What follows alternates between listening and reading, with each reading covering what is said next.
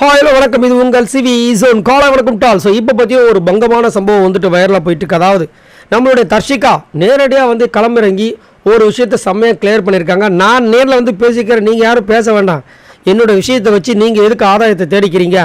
அதே மாதிரி அவங்க உள்ளே கேட்குற கொஷின்ஸ்க்கு அதுக்கும் சம்மந்தம் கிடையாது.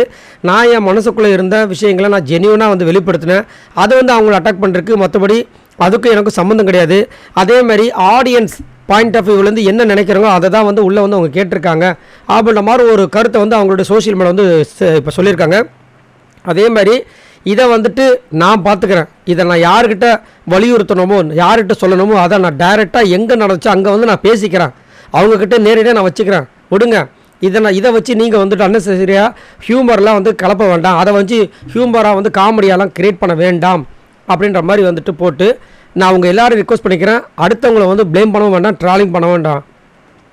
நம்ம இதுக்கப்புறம் வந்துட்டு அடுத்த வேலையை பார்ப்போம், இல்லை லீவ் அண்ட் லெட் லீவ், இதுவும் கடந்து போகுன்ற மாதிரி ஒரு சூப்பரான ஒரு மெசேஜை கொடுத்துருக்காங்க.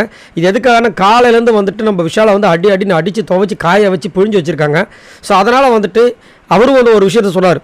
அது எனக்கு இன்னும் செம்ம ஷாக். என்னென்னா தர்ஷிகாவும் அன்ஷிதாவும் உள்ளே வந்து பேசட்டும், அந்த போர்டில் இருக்கிற 8 பேரில் ரவீந்தர் சார் தவிர்த்து மற்றவங்களாம் கிழிச்சிடுற மாதிரி கலாச்சி விட்டுருந்தார்.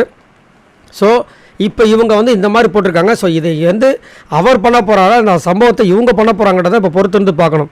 ஏன்னா அவங்க வந்துட்டு அவங்க சொல்கிறாங்க, நான் வந்து ஒரு இன்டர்வியூவில் நான் சொன்னது என்னுடைய ஜென்யூனாக நான் என்ன ஹார்ட் ஆனாலும் உண்மையிலே அதை தான் நான் சொல்லியிருந்தேன். அதன் மூலமாக தான் அவங்க வந்துட்டு கொஞ்சம் வந்துட்டு அவங்களுக்கு ஈர்ப்பு வந்து அவங்க வந்து கேட்டிருக்காங்களே தவிர மற்றபடி இல்லை. அதே மாதிரி அவங்க பாயிண்ட் ஆஃப் வியூவில் கேட்குறாங்க. அதை வந்து ஒரு சில பேர் வந்து என்ன பண்ணாங்கன்னா கொச்சப்படுத்துகிறாங்க. இந்த மாதிரி இவங்களுக்காக பாவம் பார்த்து கேட்குற மாதிரி எனக்காக பாவம் பார்க்க வேண்டிய அவசியமும் இல்லை, அந்த நிலைமைக்கு நானும் வரலைன்ற மாதிரி ஒரு பயங்கரமான ஒரு விஷயத்தை கொடுத்துருக்காங்க. இதனால தான் தர்ஷிகாவை எனக்கு ரொம்ப பிடிக்கும். பட் எதுக்காக தர்ஷிகா அங்கே வந்து கிடைச்ச ஒரு சூப்பரான ஆப்பர்ச்சுனிட்டியை மிஸ் பண்ணிட்டாங்கன்னு தெரியல.